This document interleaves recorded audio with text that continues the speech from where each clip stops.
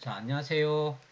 이번 시간은 구단원 제2차 세계대전 전후 처리와 냉전체제가 되겠습니다. 우선 시작하기 전에 9단원과 10단원은 드디어 이제 역사에서 보면은 현대사 부분입니다.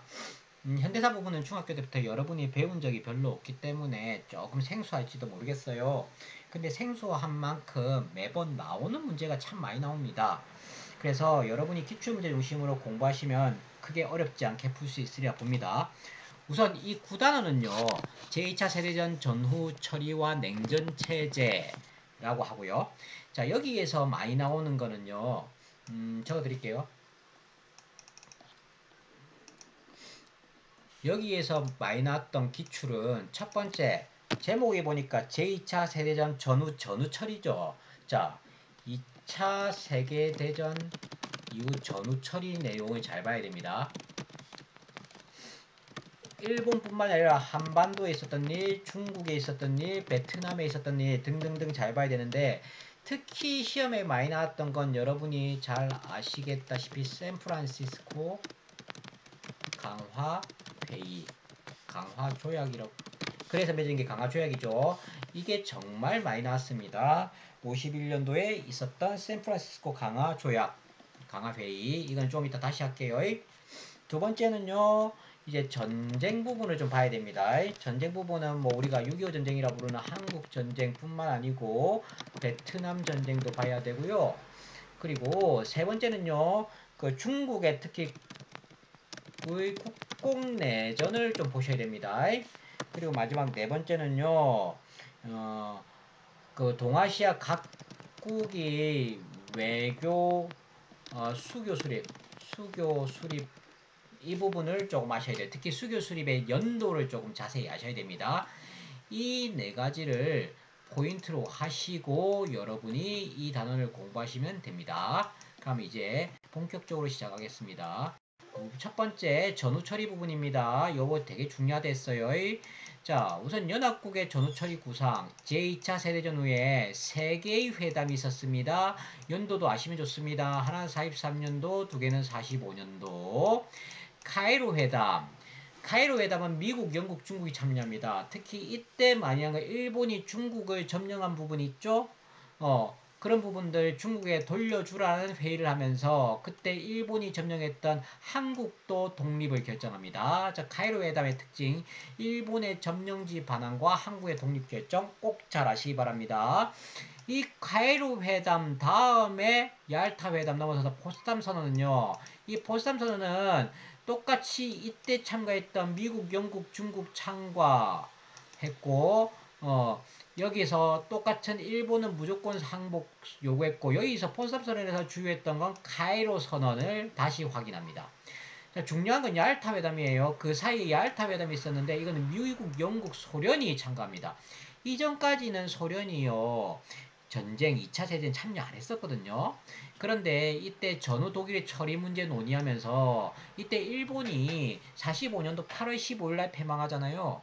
그런데 이 45년도 2월 달까지만 해도 일본이 진짜로 버티고 있으니까 미국이 불안한 거예요. 미국 내 혼자 힘으로도 가능할 것 같은데 왜 이렇게 일본이 안 쓰러지지 하면서 소련에게 요청합니다. 야, 소련, 너가 한번 참가해라. 너 참가하면 너한테 참가 비용을 줄게. 막 이런 식의 얘기를 했습니다. 그러니까 소련이 대전 참전 결정을 내리는 게 얄타 회담 45년 2월입니다. 요게 엄청나게 시험에 많이 나와요. 얄타 회담 45년 2월에 소련의 대전 참전 결정. 참전 결정을 하는 게 45년 2월이고 실제로 참전하는 건요. 그게 일주일인가 2주일밖에 안 해요. 일주일, 소련이 참전한 지 몇 주 안 돼가지고 갑작스럽게 일본이 패망해요. 8월 15일날 원자폭탄 맞고. 그러니까 소련이 막 꿀 빨았죠 완전. 자, 일본이 항복합니다. 미국이 원자폭탄 투하하고 소련군의 대전 참전을 하면서 45년 8월 15일날 패망한다. 그리고 그 이후에 국제연합 유엔이 결성된다. 자, 요거 중요한 거 계속 나옵니다. 일본에 대한 전후철입니다. 자, 도쿄에 미군 주도의 연합군 최고사령부를 설치했는데요. 이때 전후 개혁의 내용은 첫 번째 목적은 일본은 군사를 가질 수 없다. 민주화를 가져야 된다. 그리고 군국주의자들을 추방하고 군대 해체하고 재벌 개혁하고 농지 개혁을 실시하려다 아주 미국식 민주주의를 추구하려고 했습니다. 그래서 극동국제군사재판이라고 해서 다른 말로 도쿄재판을 엽니다. 이 도쿄재판을 여는데 이때는 일본의 주요 전쟁 범죄자를 처벌하기 위함이고요. A급 전범 일부는 사형 등 유죄 판결을 내렸는데 그 일부를 제외하고 나머지는 전부 석방되는 어이없는 사항을 맺습니다. 그게 이유가 있습니다. 왜냐? 이때부터 냉전이 시작되거든요. 그러니까 소련과 이제 그 미국이 공산주의 국가와 자본주의 국가의 어떤 그런 첨예한 대립의 그 중심에 서게 되면서 일본을 미국 편으로 만들고 싶었죠. 그래서 이때 조금 이런 재판들을 약간 좀 소극적으로 합니다. 자, 이 극동국제군사재판의 한계, 주요 피해국인 아시아 국가의 의견이 한국이랑 중국의 의견이 제대로 반영되지 않았고요. 천황, 전쟁에 협력한 관료, 재벌의 책임을 제대로 묻지 않은 어이없는 재판이었어요. 왜 그런지는 방금 얘기했죠. 그리고 평화헌법 신헌법을 46년에 제정합니다. 왜 이때 이 신헌법 평화헌법을 제정했던 내용을 보면요. 이때부터 천황은 상징적 존재를 규정해요. 그 전까진 천황을 일본은 신이라 생각했거든요. 근데 여기 때부터는 상징적 존재를 규정하고요. 일본의 군사력 보유 금지 요거를 주장합니다. 이 내용을 꼭 기억하세요. 일본의 군사력 보유 금지하고 천황을 상징적 존재로 규정했던 게 46년대 세워졌던 신헌법이었습니다. 자, 방금 전에 위에서 보니까 일본의 비군사화, 민주화 등 미국의 민주주의 냄새가 나게끔 전후개혁을 미군이 하려고 했는데요. 조금씩 바뀐다 했죠. 왜? 한국전쟁 등 냉전 체제의 분위기가 흘러서 그러다가 미국이 대일본 정책 변화 결정을 완전히 돌아서 버리고 있습니다. 소련과의 대립이 격화되고 중국과 북한의 공산화 등이 생기게 됩니다. 그래서 일본을 동아시아에서 공산 세력에 대항하는 전략 거점으로 삼고자 했고요. 결국에는 일본을 동아시아에서 공산 세력을 대항하는 전략 거점으로 삼고자 하는 방법은 뭐였나? 그냥 일본 경제를 잘 살게 만들어버린 겁니다. 그리고 경제도 잘 살게 만들기 위해서는 과거에 나쁜 짓을 했던 군국주의 세력애들이 능력이 있으니까 얘들이 복귀를 허용하는 그런 이상한 행동을 미군이 합니다. 그래서 미국이 대일본 정책이 이때부터 변하기 시작하고요. 오늘 하는 것 중에 제일 중요한 겁니다. 1951년도에 샌프란시스코 강화조약을 체결합니다. 샌프란시스코 강화회의 결과 샌프란시스코 강화조약을 체결하는데 51년입니다. 그 결과 일본의 주권이 회복돼요. 그 다음에 이 영향으로 이 샌프란시스코 강화조약으로 똑같은 해 미일안보조약, 미일안전보장조약을 체결합니다. 그냥 미국과 일본이 함께 안전보장을 하자는 건데 이건 연도만 기억 잘하세요. 샌프란시스코 강화회의 조약 체결 당시에 이걸 같이 했다 정도만 기억하세요. 하지만 한계도 있습니다. 요런 샌프란시스코 강화조약 큰 한계는요. 일본의 전쟁 책임과 피해국 배상 문제가 제대로 처리되지 못했고요. 한국, 중국 등 피해국이 제외되었고 소련도 이러한 사항을 거부했습니다.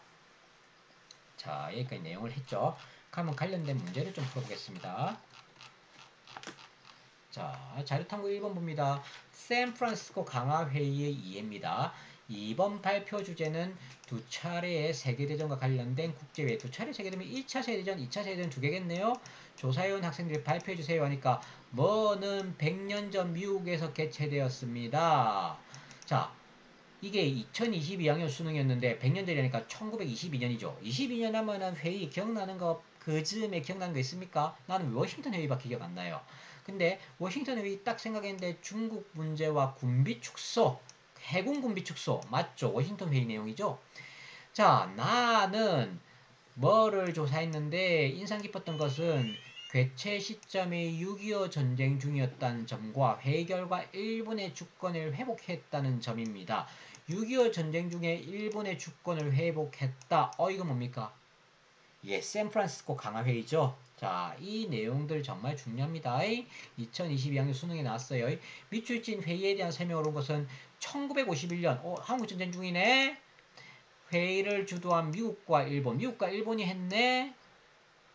일본의 주권을 인정했네. 뭔지 알겠죠? 샌프란시스코 강화회의입니다. 답은 뭡니까? 3번이죠. 한국과 중국 등 피해국이 참여하지 못했다. 1번 미국의 포츠머스 진행. 이거는 뭡니까? 러일 전쟁 이후에 일본이 승리해서 러시아와 포츠머스 조약이 체결됐다. 1905년. 맞죠? 5.4 운동이 일어나는 계기는 뭐였어요? 파리강화 회의 이후에 22개조 요구를 열강들이 인정해줬기 때문에 5.4 운동이 일어나게 됐죠. 자, 중국을 둘러싼 열강의 이해관계를 조정했다. 이거 뭡니까? 워싱턴 회의죠. 베트남 사회주의 공화국 수립에 영향을 줬다. 베트남 전쟁 결과 일어난 것입니다. 답은 3번. 제네바 협정의 내용 파악. 자, 이거는 조금 이따가 하고요. 자, 1번 가회담에 대한 학생들의 발표 내용으로 적절한 것은 이 사진은 45년 2월 얄타 회담이죠. 그래서 전후 독일 처리 문제 등 합의했고요. 영국, 미국, 소련이죠. 얄타 회담이었습니다. 얄타 회담은 소련의 대전 참전이 결정적이었죠. 답은 2번입니다. 1번 에나의 평가 절상에 합의했다. 85년도에 있었던 플라자 합의인데 이거는 다음 시간에 다시 할게요. 중요한 겁니다. 일본 등 5개국의 해군군비제 떠났죠. 21년에서 22년 사이 있었던 워싱턴 회의. 만주와 타이완의 중국 반환을 약속했다. 이거 중국 땅을 반환을 약속했다는 거예요. 43년도에 무슨 회담? 가이로 회담. 베트남에서 프랑스군 철수하기를 결정했다. 베트남에서 프랑스군을 철수하기로 했다. 이거 1954년에 있었던 제네바 협정인데 조금 이따 다시 하겠습니다. 54년에 제네바 협정입니다. 위에 있던 이 내용이죠. 이거 좀 이따 다시 할게요. 베트남 얘기입니다. 중요한 부분이에요. 2번 가 재판에 대한 설명을 옳은 것을 보기 위해서 고른 것은 연합군 최고사령관 메가더였어요. 기억하시죠? 메가더는 한국전쟁 때 쫓겨나갑니다. 미국으로 다시 돌아가요. 일단 그 전에 있었던 내용이겠죠. 연합군 최고사령관. 그러면 한국전쟁전이 뭐겠습니까? 제2차 세계대전 즈음이겠지. 그죠? 그리고 그 끝난 바로 직후겠죠. 그러니까 메가더가 명령 1호 해서 5조 무죄 판결하고 평화를 지켜야 되고 이런 얘기합니다. 그러면 이게 제2차 세계대전쯤이면은 미국이 어느 나라를 책임 묻고 있었겠습니까? 우리가 알고 있는 상식으로는 이제 동아시아 사국이라 하니까 이건 일본이겠죠. 일본의 재판. 자, 제2차 대전 이후에 재판이 있었어요. 뭐가 있습니까? 도쿄 재판이었죠. 극동국제군사재판. 자, 도쿄 재판이었습니다. 그죠? 자, 위에서 했죠. 자, 도쿄 재판 관련인 거 기억 있죠? 천황을 재판 대상에 제외했다. 그 다음에 디귿이죠. 일본의 주요 전쟁 범죄자 처벌을 위해 열렸다. 답은 2번입니다. 참고로 산둥반도에 대한 일본의 권리를 인정했다. 요거는 파리강화회의 결과죠. 22개조 요구를 들어줬다. 그런 내용이죠. 그리고 리얼 샌프란시스코 강화조약이 체결되면서 종결되었다. 이거 1951년도죠. 자, 3번 미추진 조약에 대한 설명으로 옳은 것은 중국은 미국의 참전보다 10년 일찍 일본의 침략과 지배를 횡포를 겪었음에 불구하고 공산중국과 타이완을 도필했던 중국 국민당 정권 모두 회의에 초청받지 못했다. 중국이 무슨 회의에 초청받지 못했대요. 그리고 한국도 식민지 지배받았는데 초청 못 받았대요. 소련은 거부했대요. 이거 뭐였습니까? 샌프란시스코 강화회의죠. 그죠? 관련된 답은 뭡니까? 51년도 일본의 주권 회복을 유적했다. 2번이죠. 그죠? 2번 삼국 간섭 처리했다. 요거는 청일전쟁 결과죠. 6.25 전쟁 발발 처리했다. 요거 아니고요. 일본의 신헌법 제정에 영향을 줬다. 요것도 아니죠. 요거 결과 있었던 이후에 있었던 게 샌프란시스코 강화회의니까 요거 영향 준 거 아니죠. 베트남에서 미군이 철수하는 계기를 했다. 요거 파리협정인데 73년도 73년도에 파리협정인데 이거는 다시 베트남 할 때 얘기할게요. 자, 샌프란시스코 강화회의 중요하죠. 가나 시기 사이에 있었던 사실로 옳은 것은 일본 천황이 제국정부로 하여금 미영소중 4개국의 포스담선을 수락할 뜻을 통고하였던 사실을 라디오 방송을 통해 국민에게 알렸다. 패망했던 얘기죠. 45년 8월 15일. 그리고 중앙인민정부위원회가 회의를 열어서 마오쩌둥은 천안문 광장에서 중화인민공화국 수립을 선포했다. 중화인민공화국 수립 선포는 49년이에요. 기억 잘 하셔야 돼요. 49년. 이건 45년, 49년 사이에 있었던 일. 45, 46, 47, 48, 49 이 사이에 있었던 일. 첫 번째 에스티스 라인 요거 때문에 한국전쟁이 일어났는데 요거는 50년도입니다. 50년도. 한국전쟁 바로 직전이라고 생각하시면 돼요. 그 해. 자, 그래서 요건 아니고 국공내전이 본격화됐다. 자, 이게 답이죠. 국공내전이 본격화됐다. 자, 그리고 3번 베트남 공화국이 수립됐다. 요거 55년입니다. 55년. 참고로 베트남 공화국은 55년이고요. 그 다음에 그 북베트남은 베트남 민주공화국이에요. 자, 헷갈리지 마세요. 이거는 베트남 공화국은 17도 선 이남 남베트남 공화국, 그게 남베트남이 베트남 공화국이고 북베트남은 베트남 민주공화국입니다. 헷갈리죠? 자, 베트남을 다시 할게요. 중국 공산당이 대장정을 감행했다. 34년 1934년도입니다. 한중민족 항의 대동맹이 결성됐다. 1930년 전반이죠. 중국과 한국이 힘을 합쳐갖고 일본과 뭐 대항했다. 뭐 이런 얘기를 하는 거죠. 우선 여기까지 잠시 할까요?